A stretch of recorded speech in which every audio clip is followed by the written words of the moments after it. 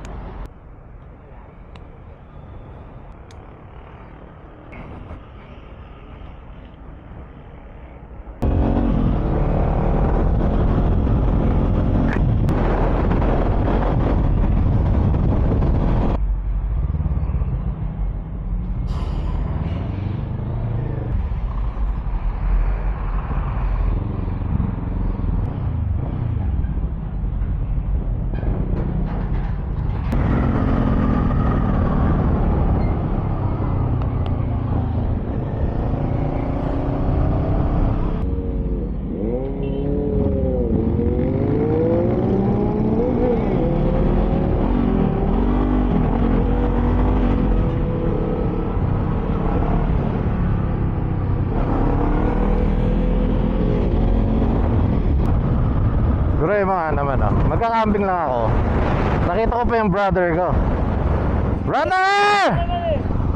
Saan punta? Camping kayo? Parang alam ko, saan mo punta?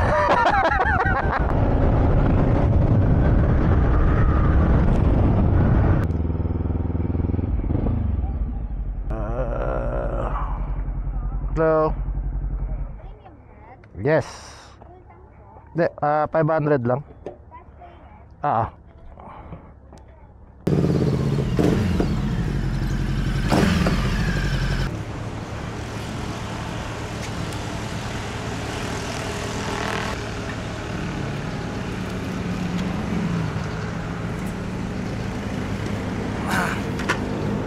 I've been using this bike for the past almost a year now, and I think it's time for me to make a proper long-term review. But I'm not gonna get into the technical part of it, you know, how many cc or that kind of shit. For those who do not know, this is the Vogue AC525X.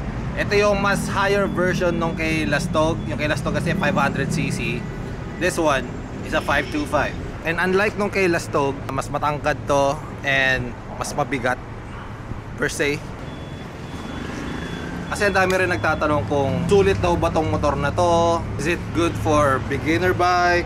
Mabibitin ba kung nasanay ka sa big bike tapos ito gagamitin mo? Ano ba ang in-expect or i-expect pag niride tong motor na to?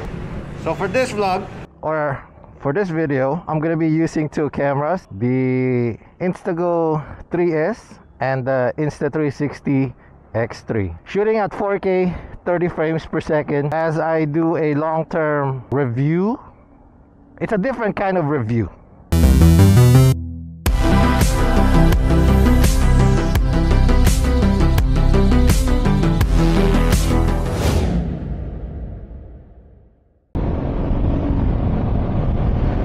Well, the main question that I get a lot regarding about this bike or this brand, if whether matibay daw ba to. Kasi when you say Vogue sa mga tao, kasi since they don't know the name of the brand, ano yun parang it's a natural thing for a human being na mag-doubt sa isang bagay na never pa nilang narinig, never pa nilang nakita, or never pa nilang nasubukan. Tapos meron pa nga iba, yun nga, like I said, never pa nasubukan, pero may mga negative things na nasasabi sa brand na yun. Case in point with this bike, may mga instant na na may mga taong ay, hindi naman matibay yan saan ba gawa yan, ganyan. Pag sinabi mo kung saan gawa, ay talagang hindi yan, diba? But take note, yun yung mga taong hindi pa nakasubok.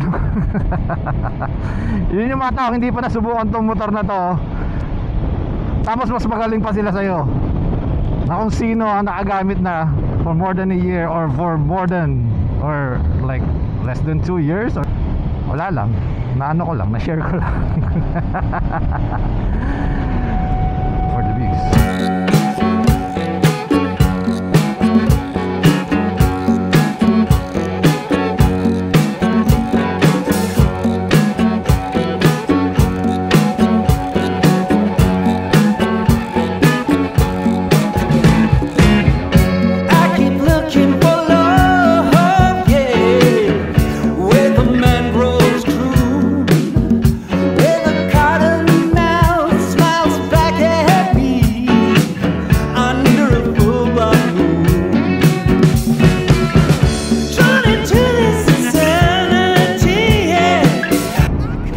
I don't know if you're still gonna ask if this bike is good for dito sa Marilaki.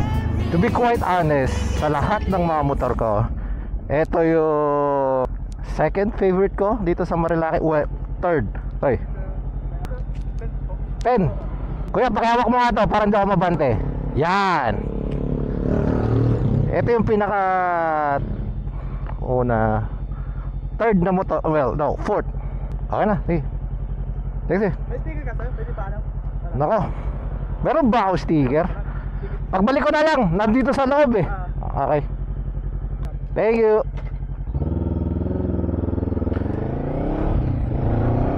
Kasi yung una na paborito kong motor dito sa Marilaki si GS. Well, GS, and then yung Fireblade pangalawa. Pangatlo is yung Aerox, and then eto na, pang-apat na to.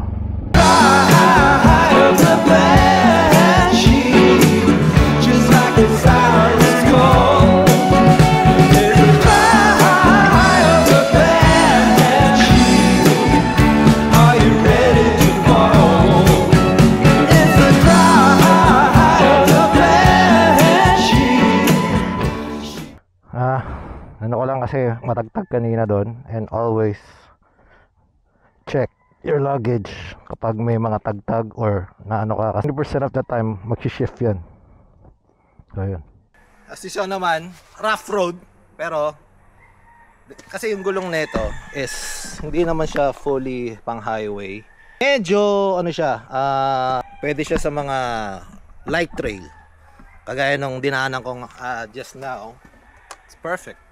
Tsaka the fact na sobrang gamay ko na tong motor na to, kaya ganun ko na lang siya, well, I don't wanna say iwas-iwas sa rough road. I just love this bike.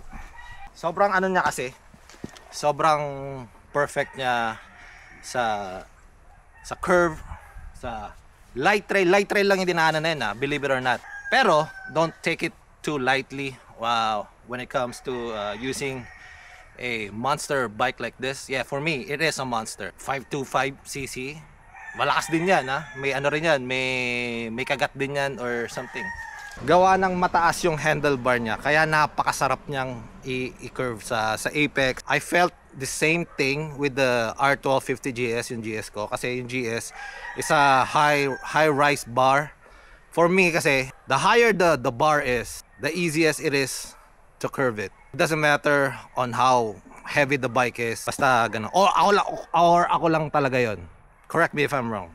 There's more to talk about this bike. Up, high gate. Slow. Ate? Sayang.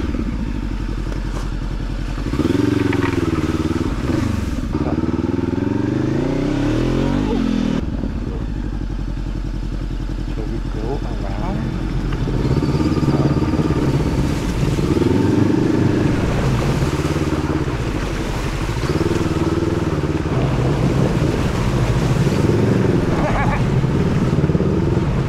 Lalim, bro. Gago, lalim.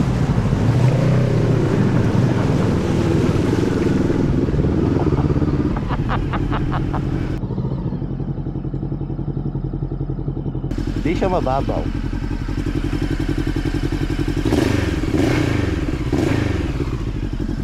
Anyway. Sige ba?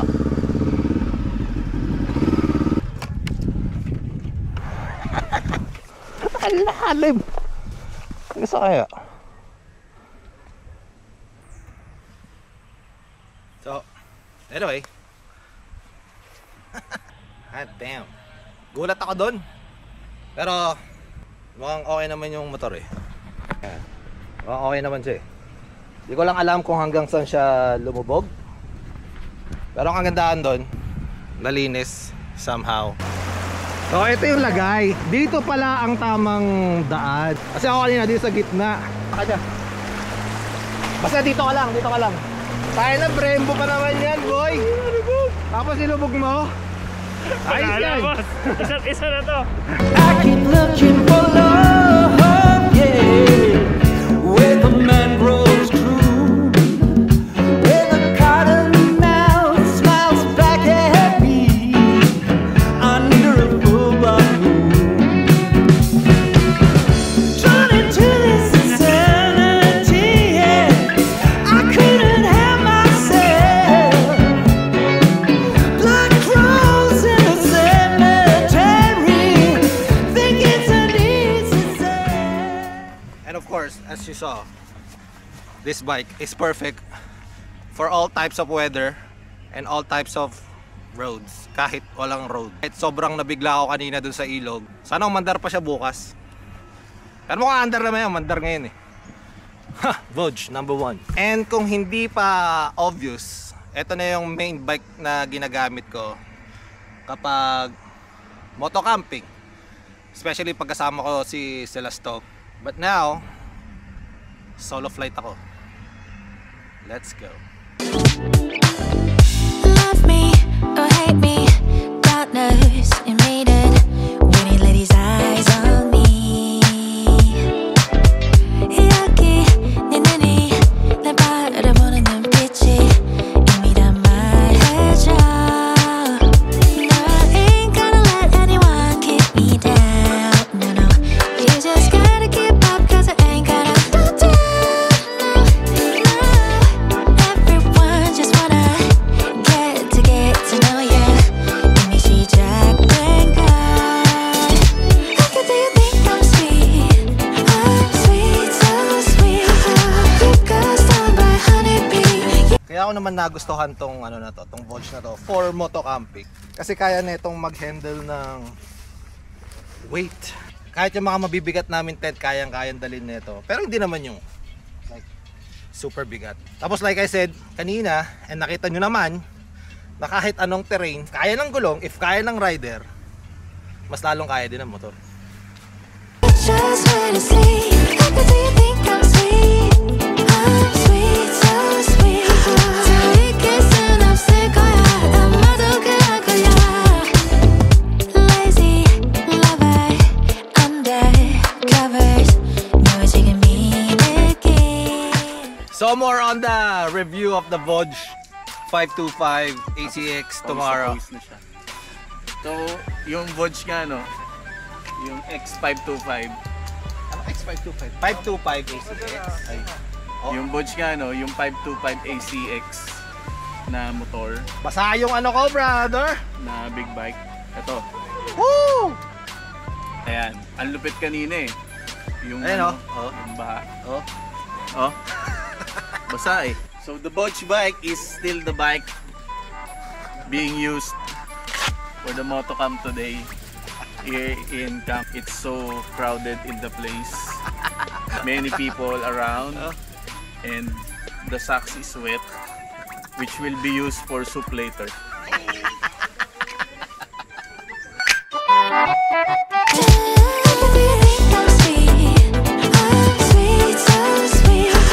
You got stung by honeybee. You just wanna see. How do you think I'm sweet? I'm sweet, so sweet.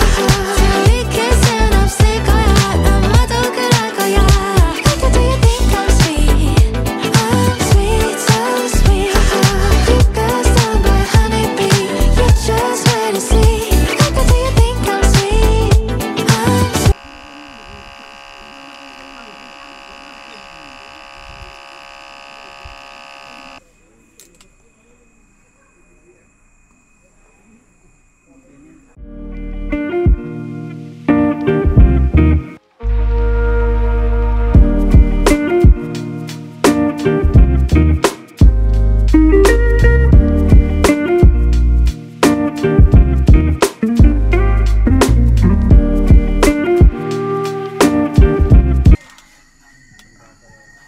Nag-record ko ba ba?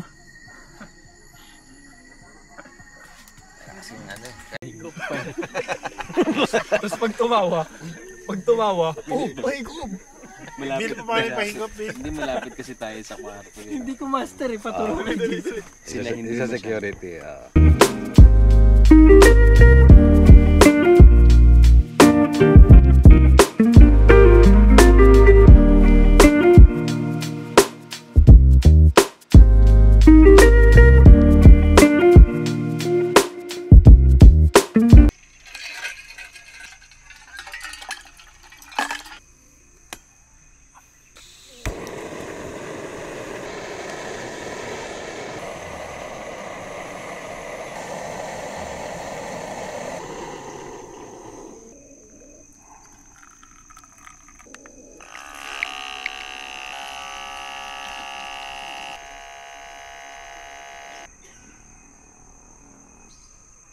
The Vogue AC525X.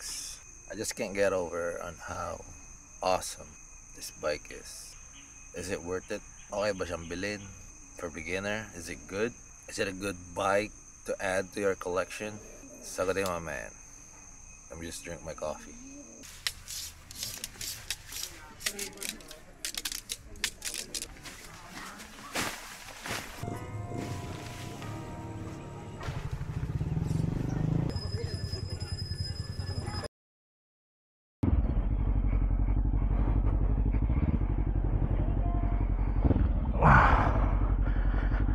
Would I recommend this on a adventurous rider? I would say so. Ba't parang lumayo yung ikot? I would say so kasi nakita nyo naman. Woo! Kayang-kaya naman lahat ng terrain, diba? Ilog, dirt.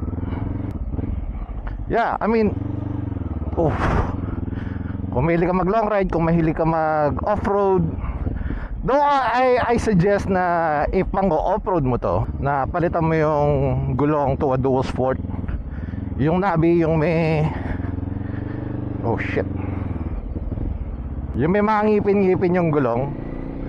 Pero this one, napakita ko naman sa inyo na stock tires pa lang to, is kaya na yung ganun. Kumbaga kung tutusin, parang ano lang yan eh, light lang yan eh.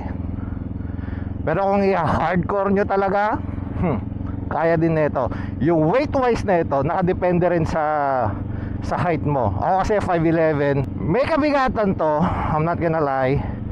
Pero gawa ng flat foot ako rito, mang tama sa akin yung height ng motor. Manageable para sa akin yung weight na ito. Para sa luklukan, camp and chill, Re-recommend ako ba to para sa mga beginner? It depends on your height. No offense depends on your height. If matangkad ka, kagaya ko na 5'11", pinaka minimum height na kaya nito is 5'9". Pag sa beginner, mga 5'9", mga 5'10", something like that. So kung ganun ang height mo at beginner ka, wala kang experience sa big bike, kayang-kaya mo to. Mabait yung makina nito, hindi siya dumadamba. User friendly ba? Or rider friendly. Yun ang tamang term doon. Pero if your height is a little bit lower than that, let's say 5'8" to 5'8" down, you guys can try the Vogue 500 AC. Yun yung motor nila Stog. Yun, like talagang sobrang baba nun. Sila Stog, I think she's 5'7", flat-footed siya doon. Mga seasonal rider naman, matagal lang mga nagmumotor, like myself. May enjoy nyo ba to? I would say so, yeah. Kasi ako, nag-enjoy talaga ako dito eh. Like kahit saan ko siya dalhin, city, long ride, nakita nyo naman, like river crossing, kahit saan, pwede to. Napaka-versatile niyang motor. May enjoy nyo to, like definitely. Ito kasi, bago nyo i-judge yung like I said earlier of this vlog, before you say something about something, you ought to try it first, diba? Para maging valid naman yung reason nyo na, ay, ayoko yan, di ba maganda yan. I guarantee you na pag nasubukan nyo tong motor na to, sabihin nyo sa akin, uy, J-Mac, you're correct. I guess that will answer the question if this bike is worth it of the price. For me. Woo! Alam niyo naman siguro yung mga motor ko sa stable ko, mga motor ko sa garahe, aware naman siguro kayo. 5 out of 10 times I always choose this bike. Talagang ano siya, masaya siya. I'm like, come on man, if you're having fun with something, I mean, use it. What the best thing about Vodge is their after sales. You can never go wrong sa mga mekaniko nila. Top notch. Minsan nga dun sa motor nila Stog, may tali, yung tali na para sa luggage niya pag nagka-camping ka. Nakalimutan kong tanggalin yun. So naka-dangle lang siya malapit sa rotor or sa preno sa likod. Di ginalaw ko ngayon kasi inusod ko or something kasi may gagawin ako. Ang ending, naipit yung tali sa rotor. So I was yanking, trying to get the rope out. Talagang naka-wedge siya. Kahit anong gawin mong hila, hindi siya nagbabudge. I called out Vodge and tell them about the situation. Couple of hours later, may pinadala silang mekaniko sa bahay para ayusin yung, I didn't think that it was gonna be a small thing, pero nagawa in a amount of time. Hindi, maganda yung nila, after sales nila, their mechanics, ang babait, as ang literally legit. I'm vouching for them na magagaling sila. Yun yung dapat sa isang bagay na tinitignan mo when buying a motorcycle, is the after sale. Hindi yung porket nabenta ka na ng motor ng isang brand, yun na yun, iiwan na ka na sa ere pag may problema or ano man. Just my 2 cents, just my experience with Vodge motorcycle. And what are the things that Vodge need to improve on this bike? Baka sabihin nyo, puro magaganda yung mga sinasabi ko Ang kailangan nilang baguhin, hindi naman siya, it's not a major thing, it's just some minor glitches, if you may. The panel, isa pa yun may add, yung panel nito, ang galing nito. Pag dumilim yung surrounding, let's say gabi na, nagiging black yan. Ngayon, maaraw, obviously, kulay puti siya. Alright, balik tayo doon sa mga kailangan nilang improve. Yung albawa, tong tire pressure monitoring. I don't believe hindi, pwede yatang iset. Pero lagi siyang nagpa-pop up na na kailangan masyadong matigas yung gulong. Maybe it's my fault na hindi ko chine-change yung parang preset niya na sabi mo dun sa TPS na ito lang yung talagang pressure niya, tama to, normal to. Siguro that was my fault na hindi ko nagagawa yon. Another thing is yung gas gauge na ito. Minsan i-on ko, naka-empty yan. Pero kakapagas ko lang the previous day. And yung side mirror na ito, iba na to Side mirror ng Ducati to Yung side mirror, napaka-ewan. Naku po, pag bibili kayo nito, yun yung una nyong palit. Makakasiwa kayo sa itsura ng side mirror nito. I'm sorry Vodge, pero so much That is probably the most silliest side mirrors that I've ever seen in my entire motorcycle life. Yeah, wala na, yun lang talaga. I don't wanna make some bullshit up na pangit to, pangit yun. Wala yun lang talaga Say no until you try it. Don't say it's pangit until you try it. Malay mo, ito na yung motor para sa'yo. Ito yung dream bike na hindi mo alam na dream bike mo pala, diba? Maraming naaano sa maling akala. Maraming naaano sa baka. Maraming naaano sa sabi-sabi ng iba na hindi mo pa pala nasusubukan. Sila Stog, tanongin mo kung kamusta siya sa Vodge niya. Sobrang enjoy niya yung motor na yun. It's been her second year kasi niya ginagamit yung motor niya, and she still loves it. I'm not putting words into her mouth. Alam niyo naman na rider sila Stog, and that's her personal bike, or that's her bike. If you don't want to take my word for it, check hers. Vodge motorcycle, they're located at Caloocan, malapit sa Triumph J dito, kila Boss Jason. You can walk from HJC store to their store sa Vodge. Check out their bikes, demo units there or something. Nagpapademo naman sila hindi naman sila madamot. As a matter of fact, they would love it if you test ride one of their bikes. Test out niya, meron sila adventure bike doon na nilalawayan ko talaga, like for the longest time na yung bago nila.